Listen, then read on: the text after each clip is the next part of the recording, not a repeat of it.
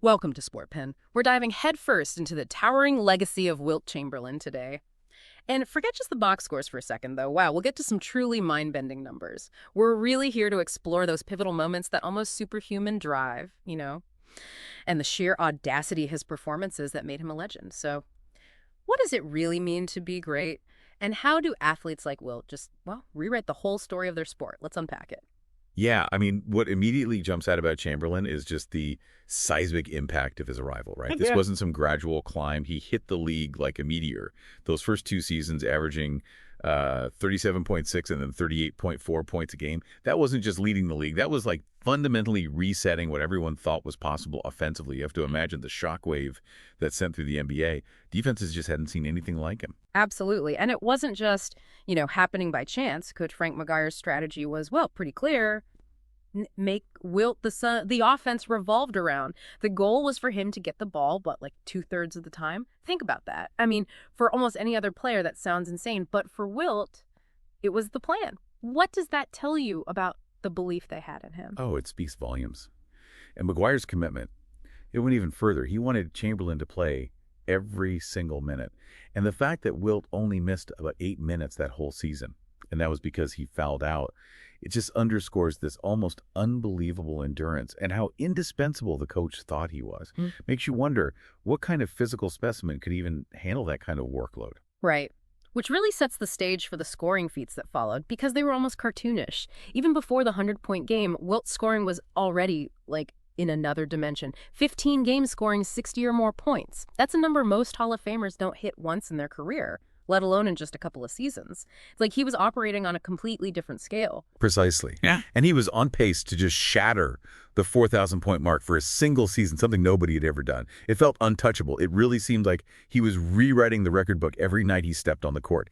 It begs the question, was there a point where his scoring became so dominant it almost warped the game itself? And speaking of rewriting records, just before that century mark, he grabs another one, December 8th, 1961, triple overtime game against the Lakers, and he drops 78 points. That beat Elgin Baylor's record. But what's fascinating is that even that wasn't the absolute peak. Right, and even before that 78-point game, there were whispers.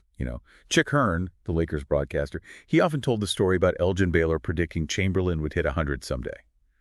Think about that arrival. Another all-time great, basically calling it, recognizing this inevitable piece of history. It wasn't just talk, it was a real prediction from someone who knew the game. And it wasn't just Baylor either.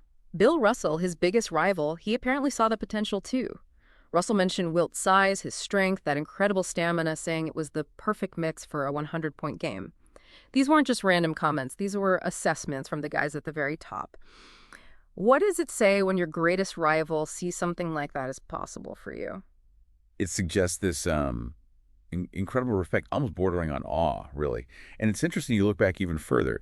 High school, right? 1955. He scored 90 points in a game. A local paper apparently even wrote something like, he might have gotten 100 if he'd played the whole game. It's almost like the signs were there from way back.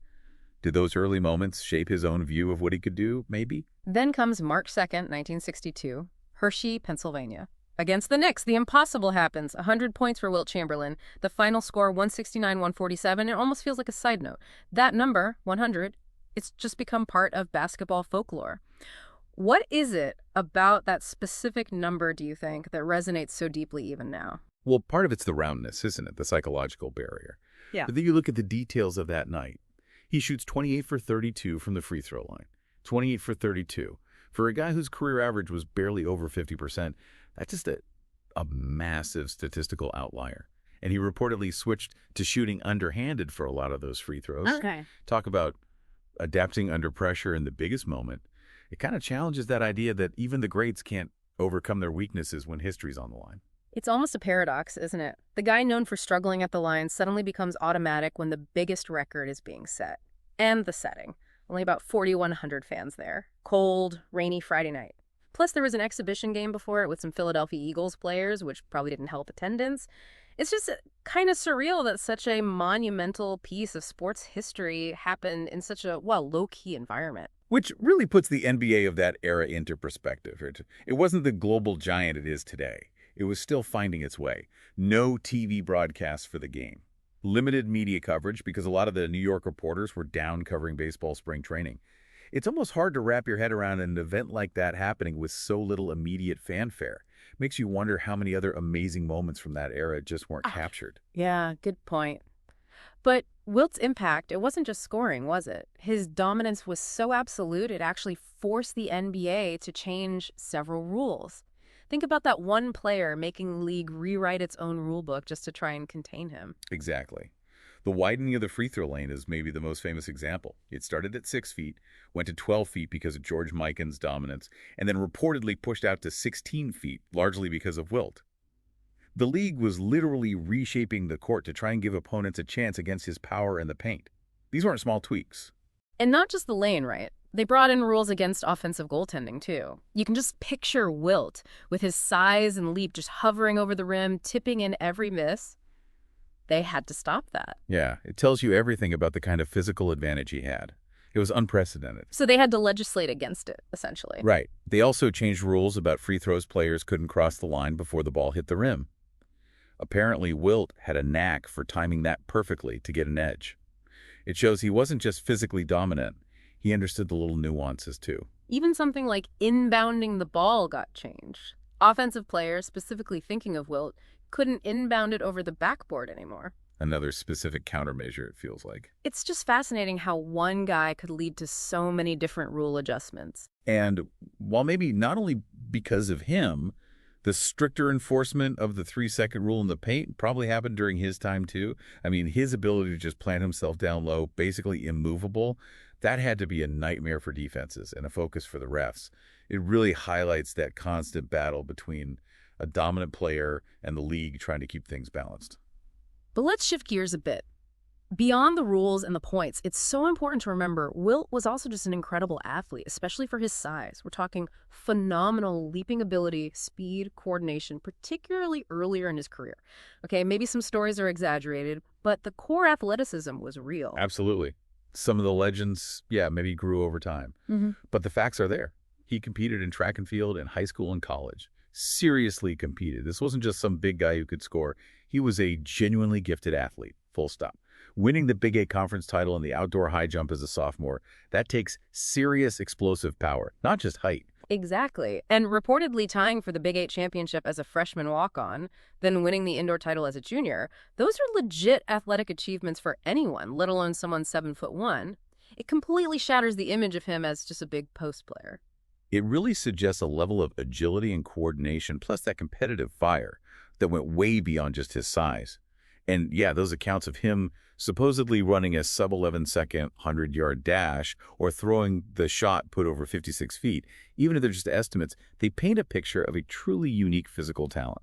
Interestingly, though, for all that individual firepower, the offensive rating of his teams didn't always, skyrocket when he arrived or plummet when he left. It kind of makes you think about team dynamics, offensive systems. It wasn't always as simple as add Wilt, offense goes boom in terms of overall team efficiency. That's a really crucial point. It complicates that easy narrative of just individual dominance equals team offensive explosion. And actually, Chamberlain showed this surprising willingness to adapt his game under different coaches. You see it clearly in 64, 67, 72.